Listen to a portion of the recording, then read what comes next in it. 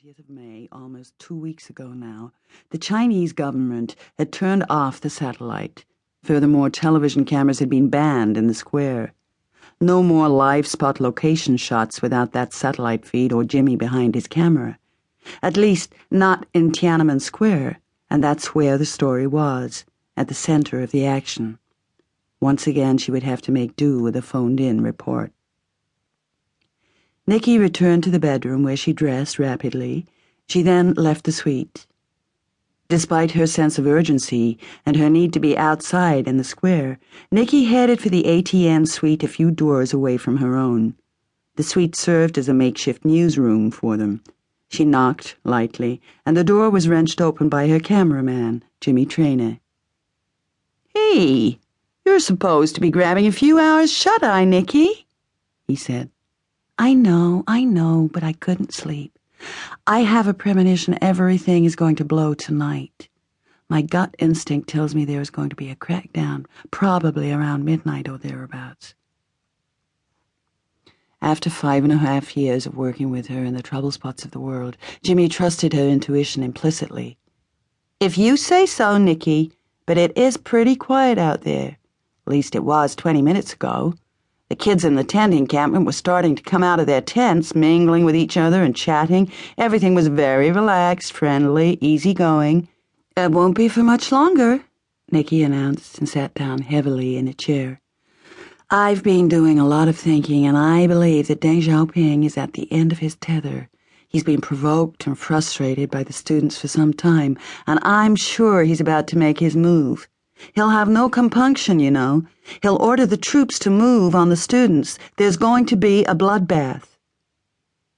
"Oh, God," said Jimmy.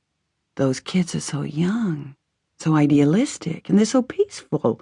All they want is to be listened to. They just want to be heard." "That's never going to happen," Nicky replied. "You know as well as I do what the students call Deng and his cohorts, the gang of the old, and they're absolutely right. Deng is 85 and far, far too old to understand the way it is today. He's completely out of touch with his generation. All he's interested in is clinging to power." Jimmy took a deep breath. "Okay, so what do you want to do, Nicky?" "I want to be out there right in the middle of it when it happens, to tell the outside world the way it is in China on this Friday night, the 2nd day of June in the year 1989. "We can't film out there," Jimmy reminded her.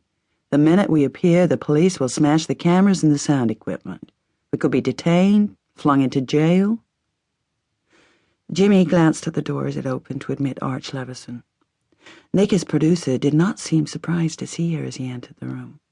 Nicky looked up at him and said, "There's going to be a crackdown, most probably tonight."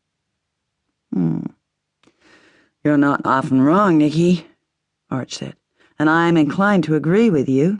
Rumors arrive, mostly about troop movements seen in different parts of Beijing again. We better prepare ourselves. I think it's going to be a rough weekend." Jimmy made no comment. He paced up and down the room, looking preoccupied, fingering his chin. Finally, he stopped, addressed Arch. "Since we can't manage any live shot locations in the square, I'm going to have to film Nicky doing her stand-ups in another part of town, the way we did at the beginning of the week." Arch shook his head. "I don't think we dare risk that again. The city's teeming with police, and we wouldn't get 2 steps before we were in deep trouble. I'm not going to take that chance." "Oh, come on, Arch," Nicky cut in peremptorily. "I'm a war correspondent, remember? I've been in harm's way for years. Please, Arch, let's attempt to do at least one newscast live on camera tonight, no matter where we actually film it. I realize we can't feed it to New York via satellite, that it'll have to be shipped, but even so, the network would have it on time to run it Sunday or Monday. There's no problem getting the film out by courier via Hong Kong and Tokyo, is there?" "The couriers are still operating," Jimmy assured her. He hurried over to the window. Pulling it open, he went out onto the balcony, stepped back inside, and stood gazing at the balcony from the room for a moment. He swung to Arch and said, "I think there's a way to film Nicky out there with Shangan and Tiananmen in the background."